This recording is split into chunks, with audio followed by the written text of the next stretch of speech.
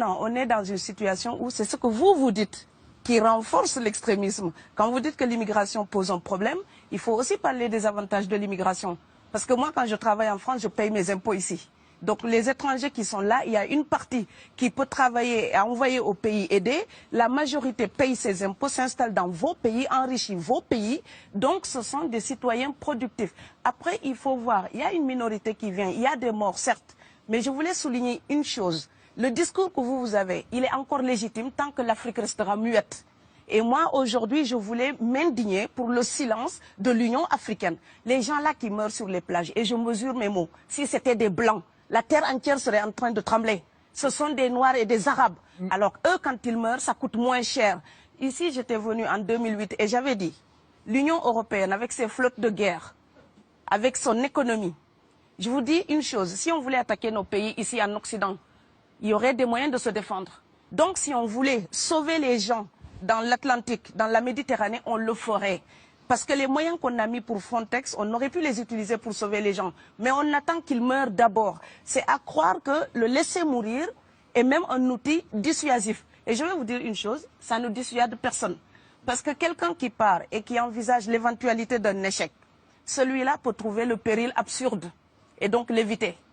Mais celui qui part pour la survie, qui considère que la vie qu'il a à perdre ne vaut rien, eh bien celui-là, sa force est inouïe, parce qu'il n'a pas peur de la mort. C'est exactement pourquoi il faut fermer des frontières complètement. Il faut sauver l'Afrique et sauver l'Europe. Vous ne pourrez pas rester comme vous ne resterez pas comme des poissons rouges dans la forteresse européenne. La crise actuelle nous a démontré ça. Au jour d'aujourd'hui, l'Europe ne sera plus jamais épargnée tant qu'il y aura des conflits ailleurs dans le monde. L'Europe ne sera plus jamais opulente tant qu'il y aura des carences ailleurs dans le monde. On est dans une société de la mondialisation où un Indien gagne sa vie à Dakar, un Dakarois gagne sa vie à New York, un Gabonais gagne sa vie à Paris. Que ça vous plaise ou non, c'est irréversible. Alors trouvons une solution collective ou bien déménager d'Europe parce que j'ai l'intention de rester. Quand quelqu'un part, c'est comme quelqu'un qui est élu, choisi, peut-être le plus débrouillard. Et il y a tout un clan ou toute une famille qui pose son espoir sur cette personne-là. Monsieur, là, je vous vois bien habillé, bien nourri. Si vous étiez affamé chez vous, peut-être que votre famille serait ravie d'imaginer que vous pourriez aller gagner de quoi faire vivre les autres. Donc c'est aussi une solidarité qui est en œuvre. On laisse partir quelqu'un, on compte sur lui. Vous allez me laisser terminer. Et Schengen, entre guillemets Schengen, ça me permet d'être invité aux Pays-Bas, monsieur, donner des conférences dans vos universités. Quand ils trouvent que mon cerveau est convenable, là, ils l'utilisent. Par contre, ils sont embêtés à l'idée d'avoir mon frère, qui n'est pas aussi diplômé que moi et qui pourrait avoir peut-être envie de travailler dans le bâtiment. Donc, vos pays deviennent schizophrènes. On ne peut pas trier les gens comme ça avec les étrangers utiles et les étrangers néfastes. Et la deuxième chose que je veux dire aussi, c'est que les Européens, là, on voit des Africains qui viennent, d'accord? Ce mouvement, ce déplacement de population, on le voit. Mais on ne voit pas le mouvement des Européens allant vers les autres pays. Alors celui-là, c'est le mouvement des puissants.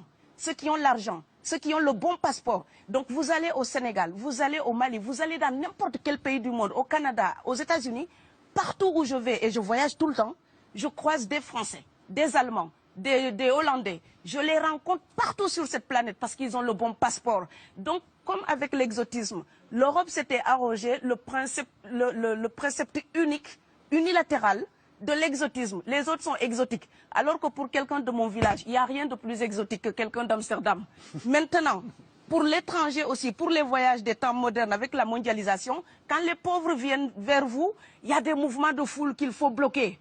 Mais quand vous, avec votre passeport et avec toutes les prétentions que cela donne, vous débarquez dans les pays du tiers-monde, là, vous êtes en terrain conquis. Donc, on voit les pauvres qui se déplacent, on ne voit pas les riches qui investissent dans nos pays. L'Afrique se développe en taux entre 5 et 10%. Ce n'est plus de la progression, c'est de la surchauffe. Sauf que quand des pays du tiers-monde se développent et qu'ils n'ont pas les moyens pour gérer tout ça, il faut une ingénierie, il faut une formation, il faut des populations pour installer une démocratie. Là, cette surchauffe-là, vous avez besoin qu'on reste dominé pour servir de débouché à l'industrie européenne.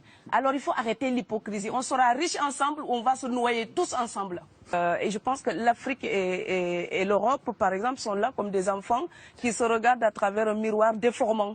Il serait enfin temps qu'ils se respectent, qu'elles se respectent suffisamment pour que l'Europe arrête de nous envoyer ses déchets industriels, pour construire avec nous de véritables industries, pour que l'Europe participe à ce développement et que l'Afrique, 60 ans après les indépendances, arrête de dire c'est la faute des autres. Au bout d'un moment, indépendance, c'est responsabilité. Si nous sommes vraiment indépendants en Afrique, nous sommes aussi responsables de notre destin. Et ça ne se fera pas sans les Européens et l'Europe ne s'en sortira pas sans l'Afrique parce que sinon nous serons un boulet que vous traînerez. Donc ce monde-là est lié et je pense que l'entente, je rêve d'une entente, d'une fraternité. Oui, je sais, ça fait bisounours. Mais il me faut garder cette utopie-là pour garder le courage d'écrire toutes les nuits. Parce que j'ai fait le vent de l'Atlantique il y a bientôt 12 ans. Aujourd'hui, à l'époque, quand je parlais de dizaines de morts dans l'Atlantique, on me disait « tu exagères ». Maintenant qu'on les ramasse par milliers, je suis absolument triste de devoir réaliser tout simplement qu'en tant qu'auteur, je ne fais que répondre à l'injonction de Schiller. La dignité de l'homme est remise entre vos mains, gardez-la.